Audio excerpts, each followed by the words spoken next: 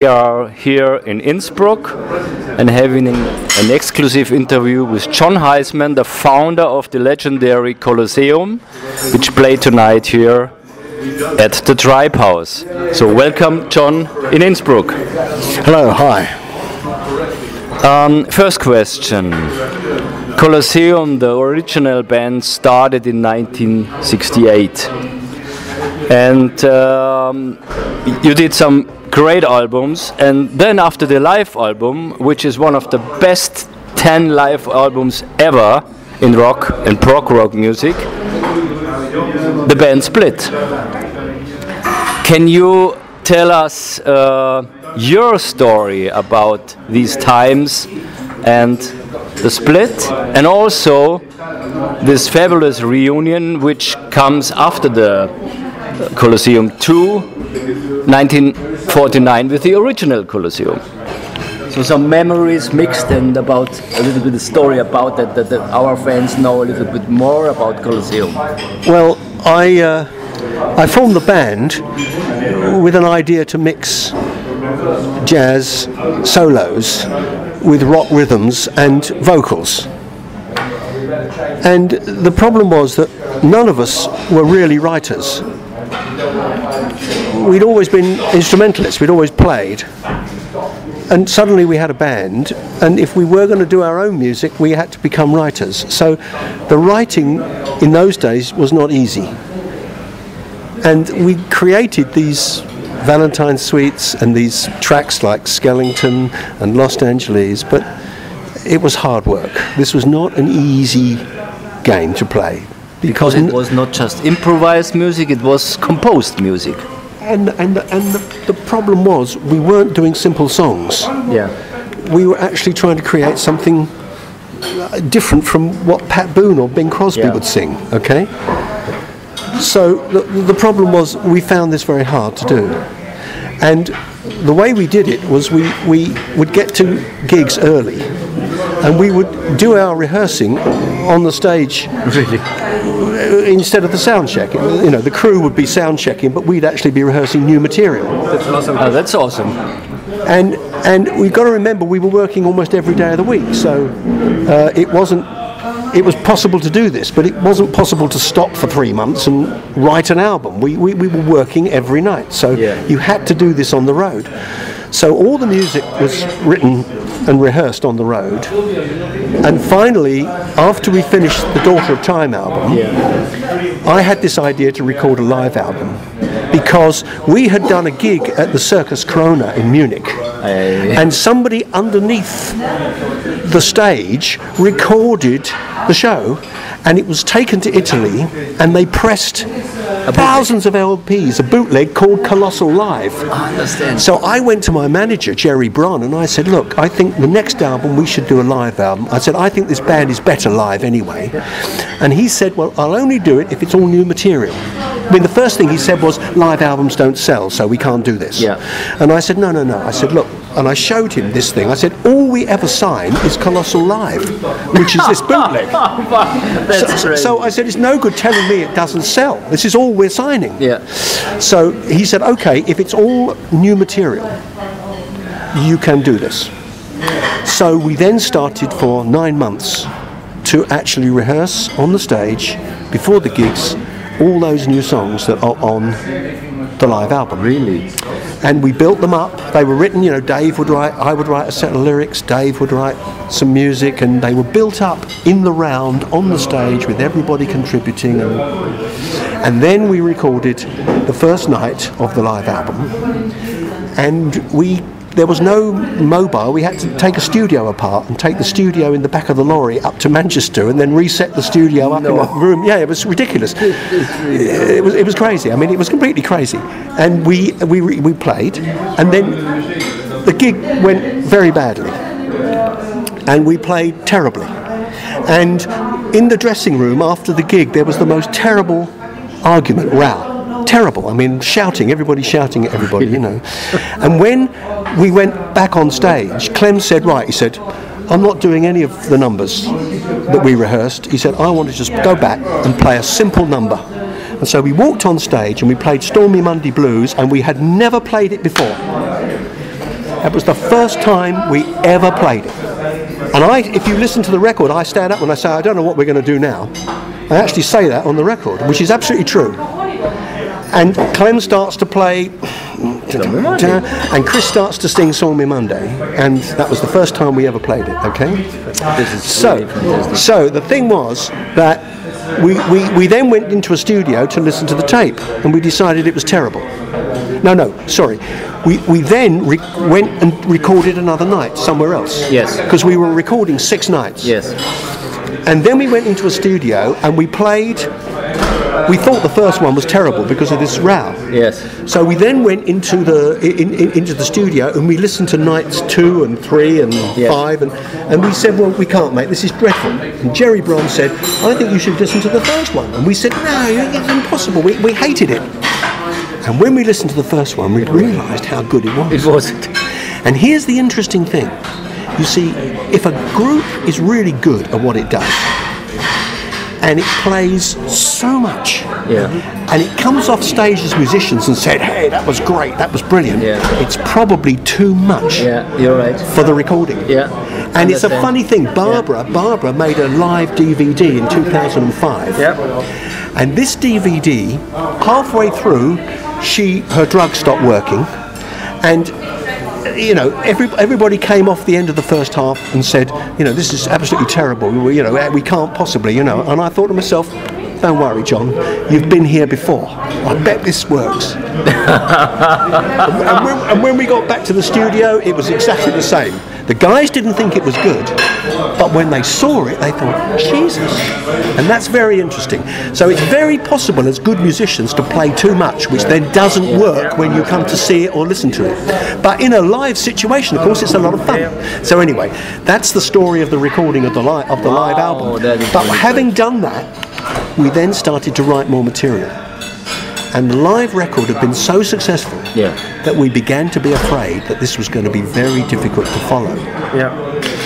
And at this point... So the stress of finding another creative... And then we went to Italy. And we did a very successful tour of Italy. I mean, fantastic tour of Italy. I think we were #1 in the charts there with the album. And Dee Anthony, famous American tough manager, followed us round the gigs, trying to persuade me to leave my English management and join him. But I knew he was a crook. Okay? The old story. I knew he was a crook. So I didn't want to know. But when we got back to England, he offered Clem Peter Frampton's place in Humble Pie. That was it. And Clem came to me and said, look, we've had a wonderful time, but it's going to be really difficult to do anything better than this, and I fancy now going and just playing some simple rock and roll. And I said, it's a very good decision, Clem. If you do that, I shall fold the band. I'm not going to try and replace you. Because I said, what we had, and it's gone. And I thought anyway that this was going to be so difficult to do something as good that the trick was to stop while we were ahead. So actually it worked out for everybody. We stopped. Never occurred to me to reform. So you stopped at the best phase of the band? I think so. We made a very interesting record, which a lot of people now think is a very interesting record. If we'd gone on, and I tell you something else, there was a change happening in music generally. And actually, when I did Tempest and Colosseum 2, I was actually out of my time. Because between 1966 and 1971, in England, they would play anything as long as it was new and interesting. So you got big publicity if you tried to be different. But from 1971, the big record companies lost control. They lost control because people were coming up with new stuff, writing new material. We were publishing it ourselves. How dare we? And from 1971 on, the big record companies began to take control back. By 1975, it was disco. They were in control, and it was gone. And the point is that both the other bands, I mean, Colosseum 2 was a fantastic band. You know, there's stuff on the YouTube now, and you look at this stuff and you think Jesus Christ. But it was out of its time. It was gone. And so, you know, and in fact, I mean, the most successful band I was ever with was Barbara's band. Yeah. We used to do 60-day tours right across continent, doing 2 or 3 nights in places. It was fantastically successful. This was, but this is special because when we get together now, it's like going home. I think so. For all the members of the band, when they arrive in my studio, just like the first day on the reunion rehearsals, like family. It's like we are family. Yeah. We can say anything to each other. We are just so family, and it's like going home. So when the guys, when we come together, it's a good situation. What brought you to make the reunion 1994? Was it a special offer? Or was it you where to say I have to? I would never do it. I would never do it. I never looked back. I didn't play any of those records for 20 years. You know, I mean, I just didn't think about it. I was moving on. I had 2 young children. Barbara's band was very successful. We had a recording contract with MCA. We were rolling. You know what I mean? I mean, in England, Barbara's band outsold Steely Dan. You know, we sold 2 or 3 times more albums than Steely Dan did in England. You know, I mean, we were really rolling. We had a big television documentary on the BBC about Barbara and me. You know, this was a rolling situation. So the thing was, I would never have done it. And then it was Dave Greenslay's 50th birthday, and he didn't know that we were all going to be there for a surprise. Okay. So his wife booked a place, and we all turned up, and Dave came in thinking he was going to have a little drink in a pub, and it was a big party for his 50th birthday. And the band then all got together, and they got me into a corner, and they said, right, we want to reform the band. And I said, what? I said, you're crazy. Really? Yeah. I said, we can't, we're mad, you know. And they said, no, we want to reform the band. The decision was at this birthday. Yeah. And so what I did everybody said yes. Yeah, everybody said yes. And Mark wasn't there, but I rang him the next day in New York and said, if we got the band together, would you come back and do it? Because I said to them, I will only do it with the original live album lineup. Yeah. So he agreed immediately. And then what happened was, I called Paraphernalia's German agent. Yes. And I said, if I put Colosseum together, what are the chances of... And he said, I'll come back to you. And 3 days later, he had 60 concerts. For sure. And then Dr. Alexander Heisler from Freiburg, who used to run the Zelt Festival, the tent festival in Freiburg. I was on tour with Paraphernalia, and I had a terrible sore throat. Yeah. And I went to Dr. Heisler to get my sore throat, and he said to me, I hear Colosseum may be reforming. He said, I want the first concert in my Zelt Festival. And so in 1994 we did the Zelt Festival for the first concert, and then we did the E-Work in Cologne a couple of months later, which was recorded, and then we did the tour in 95. Yeah. And the 60 gigs turned into more than 120 in the end, you know. This is really cool. So this was a great we game. have 2014, and now there is a new album. Sure. And it is called Time on Our Side. It just came out. You can get it now at the concerts of Colosseum. It's available also on vinyl. It's available also on vinyl, and you can buy it for sure in some weeks also in every shop. From the 14th of November in the shops. So this is quite really interesting because nobody expected a new Colosseum album. Mainly in the original album, minus Dick Hexter's Mitch, which maybe looks from heaven and smiles. I hope so. I very much hope he does. So, Jon, tell us about something about making the new album. Are these all new composings or composing from others? How did you came with the record? Let us a little stories behind. Okay, we started off saying that the whole problem with Colosseum is Barbara has Parkinson's disease, and the problem with Parkinson's disease is that you take a medication and then it works for 1 or 2 or 3 years, and then the medication stops working and you have to go on to the next one. And so the problem was that she actually retired in 2003. And then when Dick died, I rang her and I said, okay, you have to come with Colosseum. So we find a new medication and she comes with Colosseum, and then she has to stop again, so the band stops. And then we find a new medication. And now we have a brand new medication. When we did the tour in 2010, I think, or 11, we thought this was the end, because she was at the end of the medication. We knew that and there was only one more. And it took us 2 years to get it because it's incredibly expensive. Wow. And it's a pump which pumps the medication into her intestine, and it works fantastically. So here she is again with us, and we are able to tour. Now the problem was that we thought we wouldn't tour again. So Clem, we had already started before we did the last dates to record in the studio a new album. In 2011. In fact, we started in 2010, and we thought we would not be able to continue. And Clem wrote this marvellous track called The Way You Wave Goodbye, and so he took it and did it with his band on his album. But now that Colosseum has recorded a new album, we've done that track as we recorded it in 2010. This track is now on the album. Sounds completely different from his version because it's been Colosseum'd. There's a live track recorded in 2007 in Bonn at the Book Forum, which is of Jack Bruce's Morning Story, which is a wonderful, fantastic song. It's a lovely, wonderful live version.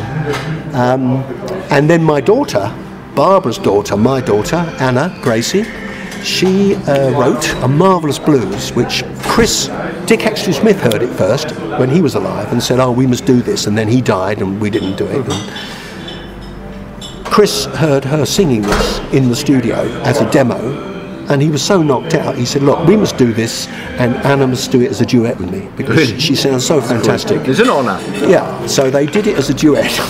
And if you listen to the words carefully after the song finishes, it's very funny what goes on. There's some very funny shit on there, I tell you. It's very interesting. You listen carefully to what they do between them, all completely improvised. I mean, it's very, very clever. Very nice. And then Dave Greenslade written 3 numbers on the album. Clem's written, I think, 3 numbers. Mark has a number on the album, completely his own composition. And then Barbara and I wrote the opening track, Safe as Houses. Yes. I did the lyrics, Barbara did the music. So it's a very family album. and it looks, and I'm very pleased in with a way, it looks very, very timeless.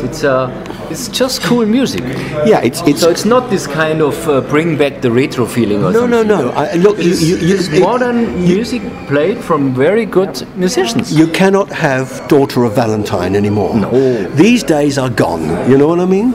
And there is only one Daughter of Valentine. Exactly. And you that's right. So the point is, it's finished. What we have to do now is be who we are. We've learnt a lot. Funnily enough, I tell you, there's something very odd here. This, in the end, was the easiest album we ever made. Really? It's almost as if, finally, at the end of all these years, we know how to do it. I'm pretty certain that this will be the last album. I don't think there will be another one. And I think finally we learn our business. It took us. We were a lot slower than other people. It took us a long time. It took us more than 40 years. This was an easy album to make. It kind of came together real fast. And mixing it, you know, when you're an engineer, I mean, I do all the mixing. When you mix, sometimes you fight tracks trying to make sense of them. All the musicians, everybody's put stuff on it. You know, I could open the faders to virtually a straight line, sit back and listen and say, hey, you know, it works, it sounds great. And then you can finesse a little. But you know, every track on this album was easy. There isn't a single, and when you listen to it, it sounds like that. It's not a lot of packed with with every single idea is clean and exactly right for the moment, and we've been trying to do that all our lives. You know, it's cool. So I mean, you know, a question which is always very interesting for us, as you are one of the greatest rock and jazz drummers. I always would say you are more a jazz drummer than a rock drummer. Maybe. For me. Yeah, maybe. I never put a label on it. But anyway. I think there's no legal needed. What were your heroes to start a music career? I started off with Dave Brubeck Quartet and Joe Morello. Actually, he had a drummer before Joe Morello who was called Joe Dodge, and Joe Dodge was a fantastic drummer. He had a China cymbal, and Joe Dodge, and he used to.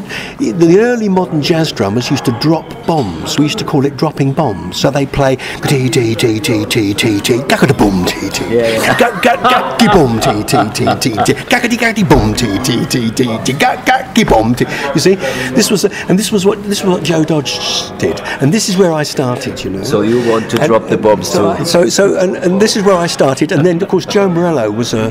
I tell you a funny story. You know Joe Morello was. Yes. He was a Ludwig drummer, yes. And Ludwig built him up to be the #1 drummer in the world. Okay, so I tell you a funny story. All right.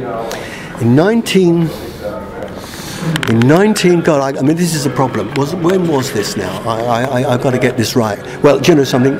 I think it was in the late 70s. Yes. We went to New York. We went to New York with Andrew Lloyd Webber doing Variations to play in America. And we had a few days off in New York. And Joe Morello had his own group in a kind of big cafe situation, you know, with the stage and all that, you see.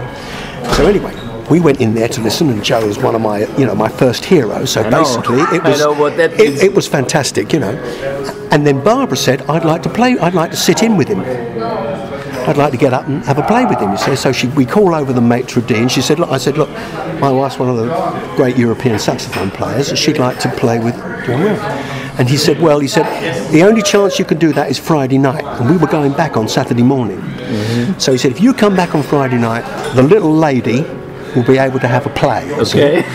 So we went back on Friday night and told the maitre d', and the maitre d' told Joe, you see. We sat there, and it was about 11 o'clock at night. Barbara had her tenor, you know, and Joe gets on the mic and says, right, he says, we've got a little lady from England who wants to come and play with us. He said, now, this will be fun to the audience and all that. Yeah. So Barbara got up there, got out her saxophone, shook hands with the band, and then Joe, 1, 2, 1, 2, 3, 4, ding, ding, ding, ding, ding, ding, ding, ding, ding, ding, ding, ding, ding, ding, ding, ding. See? So Barbara started real slow, just slow. Half time. And slowly she built it up, and slowly she built it up. And she built it up, and the choruses went round. It was a 12-bar. Round and round. And Joe is, and she just didn't stop. And she went up, and she went up, and she went up. And in the end, Joe is playing with 2 hands on the cymbal. Ting, ting, ting, ting, ting, ting, ting, ting, ting, ting, ting, ting, ting, ting, ting, ting, ting. And when it was over, he offered a job. Really? Yep. This is crazy. That is a good story. Is there anything, John, you haven't done musically, and you think one day I really love to do that? No. Simple question. No. I played with Placid. I did with Andrew Lloyd Webber. I was Andrew Lloyd Webber's drummer for about 7 years, 8 years. I played with all the big orchestras in England. I did television shows with all the big orchestras in England. I accompanied Placido Domingo. I accompanied Carreras. I accompanied Sarah Brightman. I did all this. And I tell you a really interesting thing. Okay, I can't read music. Okay? All the drummers are cool guys. But nobody ever found out. I'm dyslexic. I can't follow the music along. I can read anything. Give me a bar, 2 bars, and I can read it. But my eyes won't follow the music along. Wow. So the problem is that I had to learn everything. But how you do it? You remember it? Yeah. I had to learn everything. You know the show Cats? Yeah. I did Cats from memory. But this is hard. I did it all from memory. And when I did the first month, okay, because the deal was that the Variations team, Rod Argent, Barbara, myself and John Moll, went into Cats. We rehearsed with Andrew for a month, then we went into the theatre and we did a month in the theatre, and then we handed it over to musicians who would do it all the time. Yes. And we made the album Olympic Records, and then Andrew got guys to write the drum part out from the album. And then they brought me the drum part, and I couldn't read the first line, and it was my playing. You're so crazy. I mean, this is completely ridiculous. And a young guy came in to take over, and he sight read it. And he read it from left to right, and I said to him, "How do you do this?" And he said, "I'm reading 6 or 7 bars ahead." 6 or 7 bars ahead. I mean, this is impossible. So I did all that, and I tell you another very funny story, which is that we're doing a big television show with Andrew Lloyd Webber. We've got the whole of the Royal Philharmonic. We've got Placido Domingo and Carreras, right? And the director of the television show says, "I have an idea." He says to Andrew, he says, "You've got a medley of your hits, and I want you, that's Andrew, to conduct it." Now, Andrew couldn't conduct a rice pudding. Right? They actually wanted Andrew to go in front of this orchestra and conduct it, you see. And there's absolutely no chance because, Andrew couldn't, but the director really. So I'm sitting on the drum kit, waiting, and Andrew appears at my shoulder and he says, "Jon," he says, "you do all the tempo changes and I'll follow you." Oh, this is crazy. This is so crazy. Great orchestra, da da da da da dee, da da dee. We got all this stuff, and then and I haven't got a note of music. But these are the funny stories, Jon. This is really crazy. So, at last, some words to your fans, please. All I can say is, I started playing the drums when I was 11. And everybody encouraged me all the way through, but the greatest encouragement really came from the fans, because every time I played, they were there. And every time we played, they understood what we were playing, and they knew about the music, and they trusted us. And so in the end, the biggest thank you is to the fans, because without them, I wouldn't play. I don't like playing the drums by myself. I'm only interested in playing if there are people who understand what we're doing. So to me, the fans are everything, and that's why at the end of every concert we come out to the merchandise stand and we talk to the guys. We sell CDs because it's a good business, but at the end of the day, there are so many people that come and say hello, who've seen us going back and back and back and back, and that's a very good feeling. And a very interesting thing, on the reunion tour in Austria, a girl came up to me and she said that at a Colosseum concert, I had a letter after the tour. She said at a Colosseum concert in 1970, she met a boy and she married him, and they broke up, they got a divorce, and she came to a concert on the reunion tour and he was there again and they're back together. Great last words. Great last words. Thank you very much, Jon, for interviewing me. Great concert. Good, okay, thank you very much.